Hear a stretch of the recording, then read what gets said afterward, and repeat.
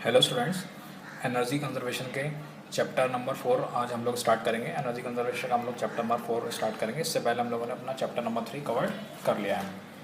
ठीक है, तो इस चैप्टर का नाम है energy efficiency in electrical utilities. ठीक है, तो देखिए इसका सिलेबस पहले डिस्कस कर लेते हैं, क्या क्या सिलेबस है।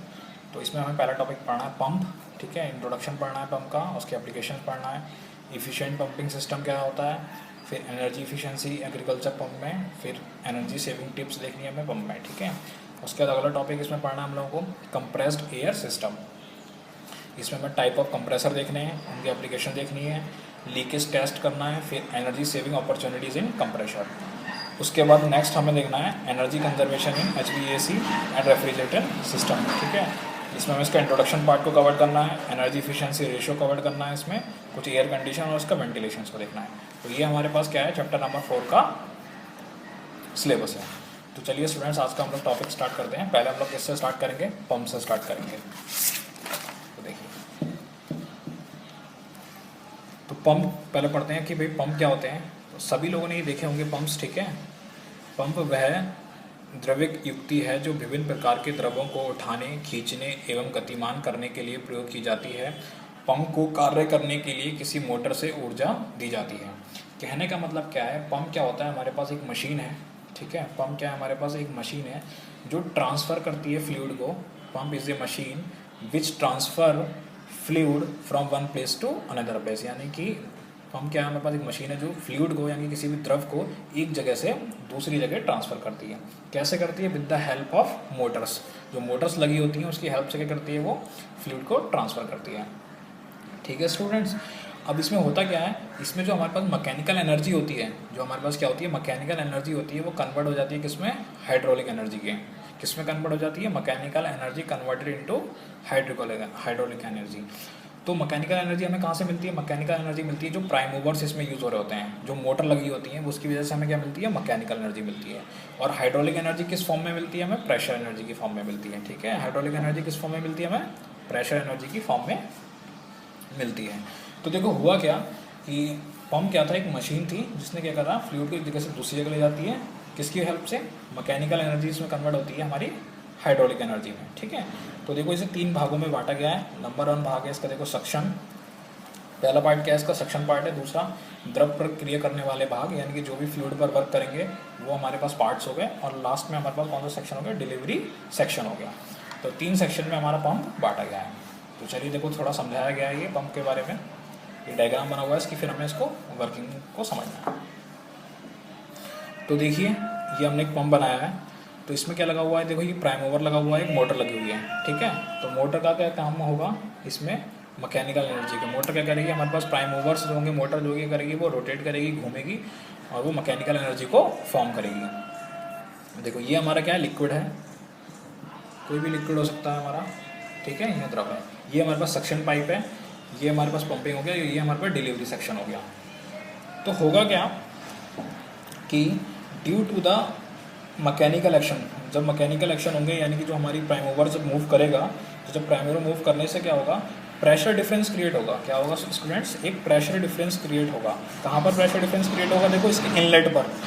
इनलेट पर देखो बाहर क्या होगा, बाहर देखो एटमॉस्फेरिक प्रेशर है। ठीक है, और अंदर कुछ अलग प्रेशर है। तो यहाँ से क्या होगा, प्रेशर डिफरेंस क्रिएट होगा। देखो बाहर से हमारा क्या लग रहा है, वायुमंडलीय दाब लग रहा है बाहर से, और इसके बिल्कुल इनलेट पर क्या होगा, प्रेशर, इसका प्रेशर कुछ अलग होगा। ठीक है, बाहर का प्रेशर अंदर का प्रेशर दोनों अलग होगा। तो due to the mechanical action, यानी कि मैकेनिकल एक्शन की वजह से, प्राइम मूवर की मूव करने की वजह से जो हमारे पास प्रेशर डिफरेंस क्रिएट होगा। ठीक है, उसकी वजह से क्या होगा कि जो हमारे पास फ्लूइड है, जो हमारे पास ये लिक्विड है, ये क्या करेगा, सक्शन पाइप से क्या हो जाएगा, सक कर लिया जाएगा और ये इस वाले सेक्शन में जाना शुरू करेगा। अब यहाँ पर क्या होंगे, कुछ वर्किंग होगी। ठीक है, द्रविंग की मतलब द्रव की कुछ वर्किंग होगी यहाँ पर। उसके बाद वर्किंग होने के बाद ये कहाँ चला जाएगा, डिलीवरी वाले सेक्शन में हमारा द्रव चला जाएगा।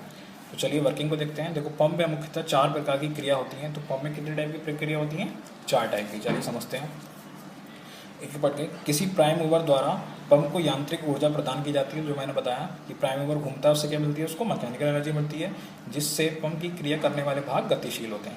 तो यहाँ के जो पार्ट्स होंगे, जो भी पंप के पार्ट्स होंगे, वो वर्क करना शुरू करेंगे। दूसरे कार्य में क्या होता है, चूसन यानी कि सक्शन प्रोसेस आता है। जो हमारा लिक्विड क्या होता है, सक होता है, किसकी वजह से, प्रेशर डिफरेंस की वजह से। जहाँ मैकेनिकल एनर्जी प्राप्त करने वाले भाग द्रव पर वायुमंडलीय दाब के विरुद्ध कार्य करते हैं, ठीक है, अपोजिट डायरेक्शन में काम करेंगे, जो हमारा ये एटमॉस्फेरिक प्रेशर लग रहा है, और निर्वात उत्पन्न करता है जिससे द्रव सक्शन पाइप में ऊपर चढ़ना प्रारंभ करता है। क्योंकि एटमॉस्फेरिक यानी कि यहाँ बाहर का प्रेशर और अंदर का प्रेशर क्या होता है, अलग अलग होता है, तो प्रेशर डिफरेंस की वजह से क्या होता है, जो हमारे पास फ्लूइड होता है वो ऊपर की तरफ को ड्राइव करने लगता है, मूव करने लगता है, चढ़ने लगता है। नेक्स्ट क्या है, तीसरा कार्य मैकेनिकल एनर्जी प्राप्त किए गए द्रव कार्य करने वाले भाग का होता है जो इस द्रव पर उच्च दाब। अब वो क्या करेंगे, देखो यहाँ से हमारे पास जो पानी था, यहाँ से हमारे पास जो भी फ्लूइड था वो क्या हो गया, सक्शन पाइप में चला गया यहाँ पर, ठीक है, यहाँ पर चला गया सक्शन पाइप में। अब सक्शन पाइप से क्या होगा, फिर प्रेशर लगने की वजह से क्या होगा, जो प्राइम मूवर से रोटेट कर रहा है इसकी वजह से क्या होगा, प्रेशर लगेगा, और इस प्रेशर के लगने की वजह से जो पाइप जो हमारे फ्लूइड होगा वो ऊपर की तरफ को मूव करना स्टार्ट हो जाएगा। तो उच्च दाब से डिलीवरी प्रेशर की तरफ ढकेलना कार्य करता है। चौथा कार्य डिलीवरी सेक्शन का होता है जो उच्च वाले द्रव को बाहर निकालता है। डिलीवरी सेक्शन क्या करता है, हमारे पास जो फ्लूइड था उसको बाहर निकालना वो शुरू कर देता है, ठीक है। अब क्या है नेक्स्ट हमारे पास यूजेस ऑफ पंप। पंप कहाँ पर यूज़ होता है, तो सिंचाई के लिए यूज़ होता है, आप लोगों ने देखा हुआ इंडस्ट्रीज़ में यूज़ होता है ना, और इंजीनियरिंग कार्यों में यूज़ होता है, घरेलू कार्यों में यूज़ होता है, हमारे पास द्रव चलित मशीनों में होता है, तो बहुत जगह हमारा पंप का यूज़ होता है। नेक्स्ट है हमारा क्लासिफिकेशन ऑफ पंप। पंप की कितनी क्लासिफिकेशन होती हैं, तो दो होती हैं, देखो positive displacement pump, dynamic pressure pump. Positive displacement pump में भी होता है reciprocating pump, rotary pump. Dynamic pressure pump का होता है सेंट्रीफ्यूगल पंप और प्रोपेलर पंप।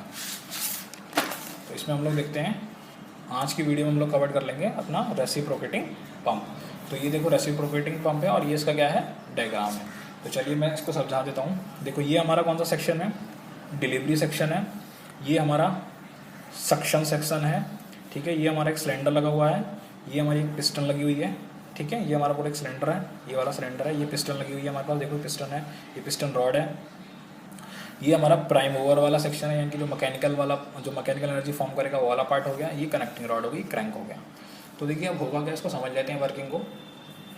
सबसे पहले क्या होगा हमारे पास, ड्यू टू द मोटर्स की वजह से, प्राइम मूवर्स की वजह से क्या होगा, ये रोटेट होना शुरू होगा, ठीक है। जो हमारे पास ये वाला प्राइम मूवर वाला पार्ट है क्या होगा, घूमना शुरू होगा मैकेनिकल एनर्जी की वजह से। तो सपोज करो जो हमारा ये वाला पार्ट है ये कैसे घूम रहा है, क्लॉकवाइज घूम रहा है, तो ये क्लॉकवाइज घूमेगा। तो जब ये क्लॉकवाइज घूमेगा तो देखो ये जो पिस्टन होगी ये क्या होगी, आगे की तरफ सरकेगी, क्योंकि क्लॉकवाइज ऐसे करके घूम रहा है ना, ऐसे करके घूम रहा है, तो पिस्टन क्या होगी, आगे की तरफ को मूव करेगी। तो जैसे ही स्टूडेंट पिस्टन आगे की तरफ मूव करेगी तो जो हमारे पास ये सक्शन वाल्व है ये क्या हो जाएगी, ओपन हो जाएगी। सक्शन वाल्व क्या हो जाएगी, ये ओपन हो जाएगी।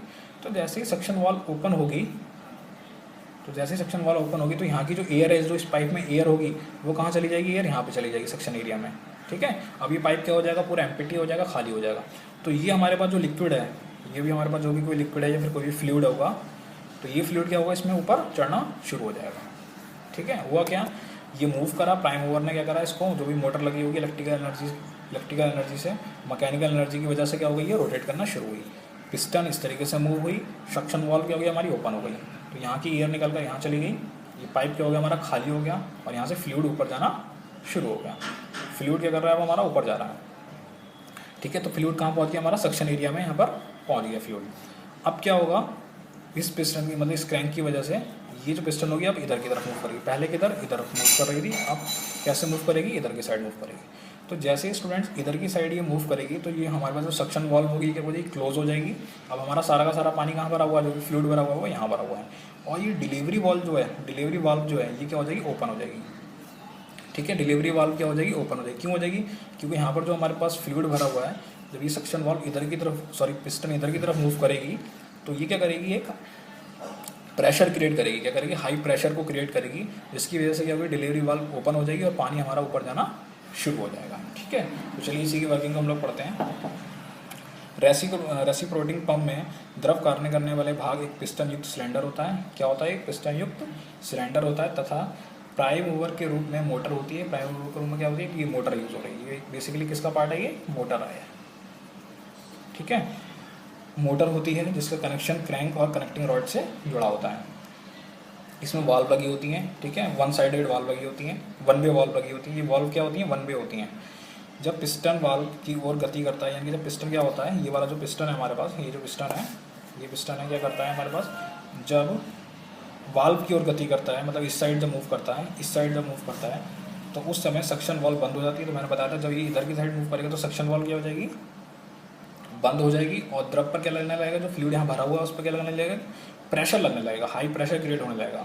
लगने से डिलीवरी वाल्व क्या हो जाएगी, ये वाली वाल्व क्या हो जाती है, ओपन हो जाती है, जैसे मैंने आपको बताया था, और डिलीवरिंग पाइप से होता हुआ आगे चला जाता है, यानी जो फ्लूइड होता है वो डिलीवरिंग पाइप से होता हुआ क्या चला जाता है, आगे चला जाता है। सेकेंड में क्या है, जब पिस्टन वाल्व की तरफ पीछे हटता है, मतलब अब क्या हटता है, जो हमारे पास ये होती है पिस्टन, ये पिस्टन जो होती है हमारे पास कैसे मूव करती है, इस साइड मूव करती है। पिस्टन कैसे मूव करती है, पहले इधर कर रही थी, अब ऐसे मूव कर रही है। पिस्टन जब इस साइड मूव करेगी स्टूडेंट्स, तो क्या होगा, ये सक्शन वाल्व ओपन हो जाएगी। तो वही लिखा हुआ है देखो, जब पिस्टन वाल्व तरफ से पीछे हटता है तो डिलीवरी वाल्व क्लोज आती है, डिलीवरी वाल्व क्या हो जाएगी, बंद हो जाएगी, और सक्शन वाल्व ओपन हो जाएगी। ठीक है, सक्शन पाइप में दाब होने से जो हमारे पास सक्शन पाइप में दाब होने से द्रव सक्शन पाइप में भरने लगता है, प्रेशर होने की वजह से। ठीक है, प्रेशर डिफरेंस की वजह से जो हमारे पास है, जो फ्लूइड होगा वो किसमें भरने लगेगा, सक्शन पाइप में भरने लगेगा।